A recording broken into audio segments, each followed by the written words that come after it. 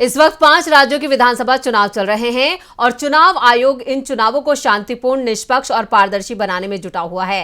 लेकिन इसके साथ ही आयोग ने एक और चुनाव की तैयारी शुरू कर दी है और राज्यों से आयोग ने तमाम जानकारियां जुटाना भी शुरू कर दी हैं। क्या है पूरी खबर, देखते हैं ये रिपोर्ट।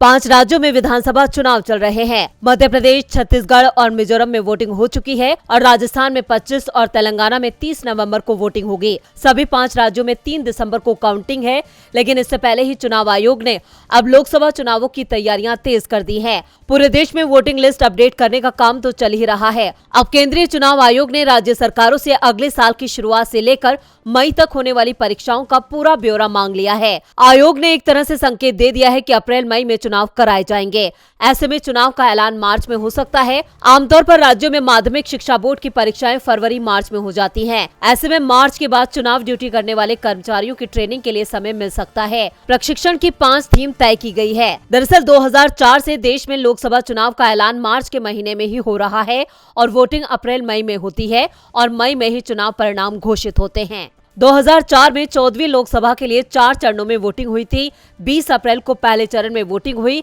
जबकि आखिरी चरण की वोटिंग 10 मई को कराई गई। 13 मई को चुनाव परिणाम घोषित किए गए। 2009 में 15वीं लोकसभा के चुनाव 5 चरणों में कराए गए। पहले चरण में 16 अप्रैल को वोटिंग कराई गई, जबकि 5वें और आखिरी चरण में वोटिंग 13 मई को हुई। 16 मई को मतगणना हुई और इसी दिन चुनाव परिणाम भी घोषित हुए। 2014 में 16वीं लोकसभा के चुनाव सबसे ज्यादा 9 चरणों में कराए गए। पहले चरण की वोटिंग 6 अप्रैल को और आखिरी चरण की वोटिंग 12 मई को हुई। 16 मई को चुनाव परिणाम घोषित किए गए।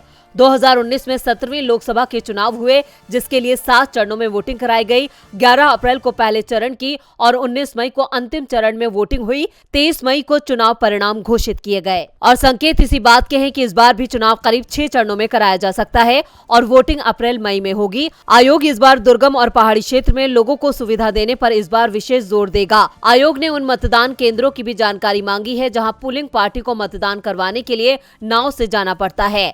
डीबी लाइव की रिपोर्ट।